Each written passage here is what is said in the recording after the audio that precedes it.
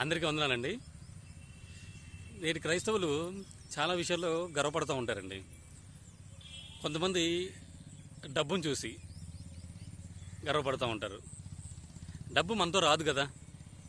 కొంతమంది అధికారాన్ని చూసి గర్వపడుతూ ఉంటారు. అది కొన్నాళ్ళే కదా. కొంతమంది జాబుని చూసి, ఏదో మంచి జాబ్ ఉందనుకోండి, దాన్ని చూసి గర్వపడుతూ ఉంటారు. అది కొన్నేళ్ళే కదా. కొంతమంది అందాన్ని చూసి గర్వపడుతూ ఉంటారు. అది కూడా ముసలైపోతే ఉండదుగా. ప్రియ దేవుని బిడ్డలారా, దేని విషయంలోనూ గర్వపడడానికి వీల్లేదు క్రైస్తవుడు అనేవాడు.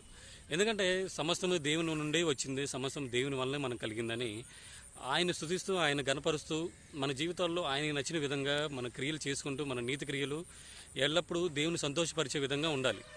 కాబట్టి మన గర్వం అనేది దేవుడై ఉండాలి. దేవుడు మన పక్షాన ఉండగా మనకు విరోధి ఎవడు అన్నట్టు ఉంటుంది.